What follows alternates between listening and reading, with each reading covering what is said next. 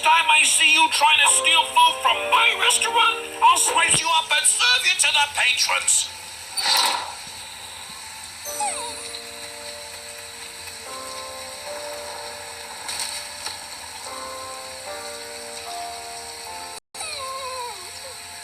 Wait a minute.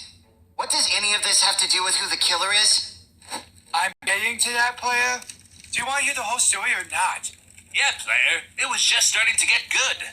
Fine. Please continue. Ahem. So, anyways, eventually Cheddar was able to fall asleep in the alleyway.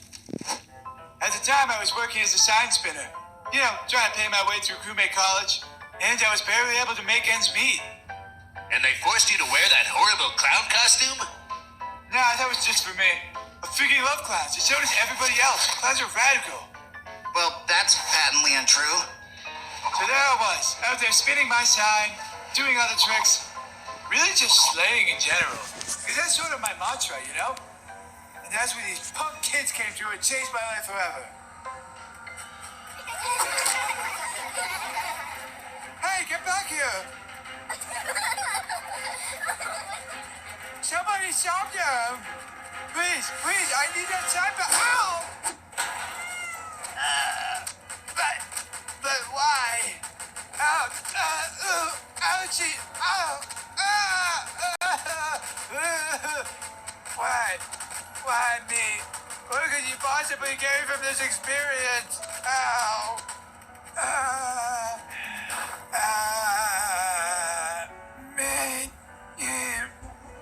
Mr. Cheese.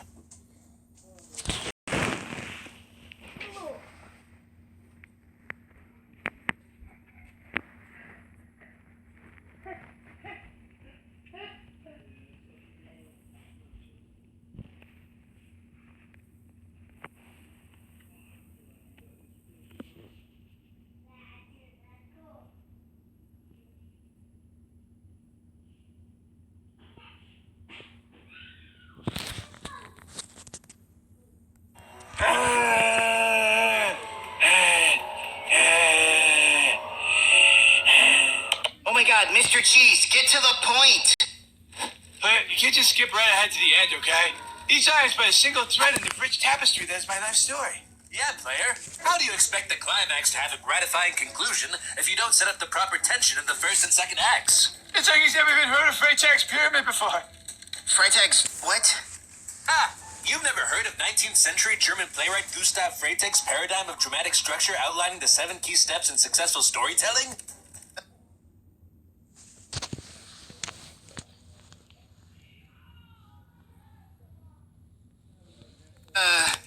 No? What an idiot!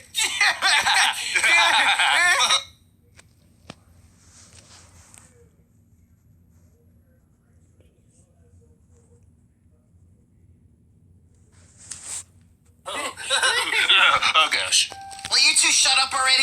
I may not know anything about German playwrights, but I do know that if we don't figure out who the imposter is, all 3 of us are going to die. Fine, I'll skip ahead then. I still don't understand it to this day, but after I passed out in the alleyway from all that blunt force trauma, Cheddar was somehow able to transport and check me into the local hospital. Crewmate Regional Medical Center. Why bother?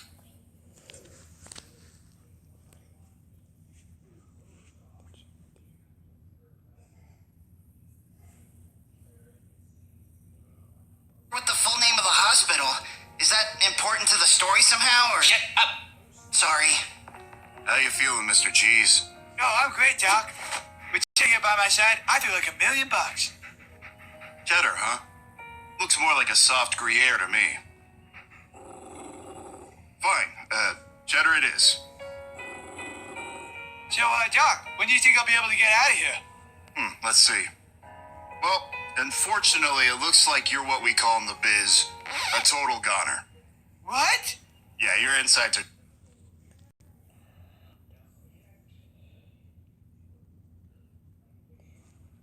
Seriously jacked up. I'm surprised you're even alive right now. You got all sorts of problems. No, so is it? I like to be the cool, fun doctor that gives out good news and lollipops. I see. So how long do I have to live?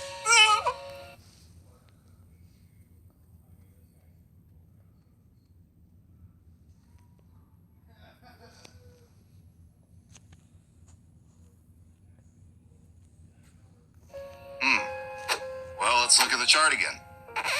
Oh my god. You are not going to believe this, but I grabbed the wrong chart. You're totally fine. Wow, I really biffed that one. Brain fart alert. What a relief. Yeah, you're free to go. You're in great health. It's some guy named Mr. Mean Cook that only has a few hours left to live. Mamma mia! Wait.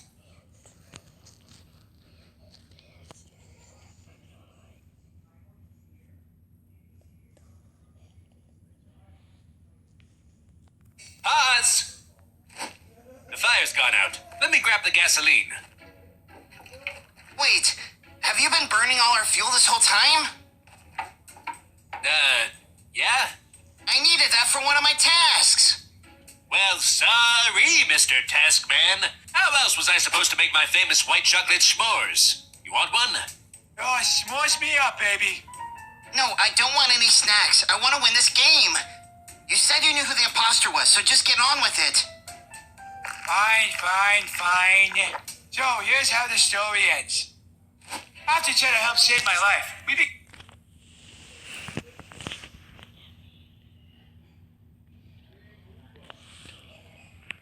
became inseparable. He joined me at crewmate college, and we had all sorts of wacky adventures. He helped me cheat on my TAS 101 test, and together we threw the sickest parties on the entire freaking campus.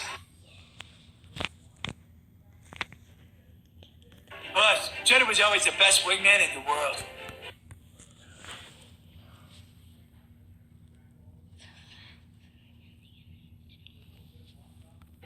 One time, he even helped our pathetic basketball team go all the way to the championship. It was a real-life airbud situation. But he didn't just point the ball into the hoop like a dork. Cheddar was straight up dunking on fools, baby. After college, though, Cheddar decided it was best to set out on his own, forging his own paths and whatnot. I miss him every day. I tried to get Toto to replace him, but he had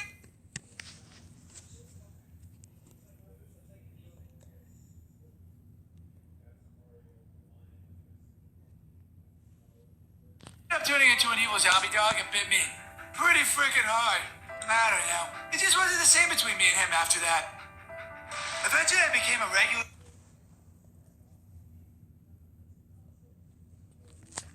crewmate on our voyages to Meyer HQ, the Scouts, and of course, you're on bullets. And we just sort of lost touch. I guess that's what happens when you get older. The friends you thought you could never live without just sort of fade away from memory.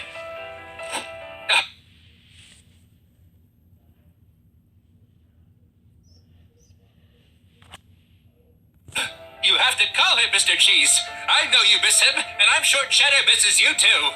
I mean, maybe, but what would I even say? I know what you could say. What's that, player? You could say who the imposter is. Literally nothing you've talked about during this entire story has had anything to do with what's happening in the game. But it has, player. You see, I didn't tell you that little story to reveal the imposter. No. I did it to waste time for my sabotage cooldown. What? No. Yes, player. My grand scheme will finally be realized.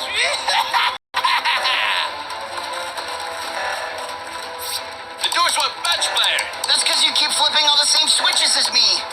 You poor pathetic fools. Time is running out.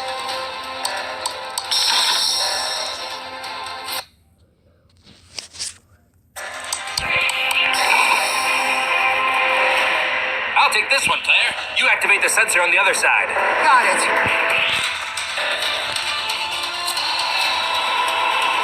Almost there. I'm gonna make it. Good boy, Cheddar. How could you do this? You monster. I'm not a monster. I'm just a cheesy boy with a cheesy dog, baby.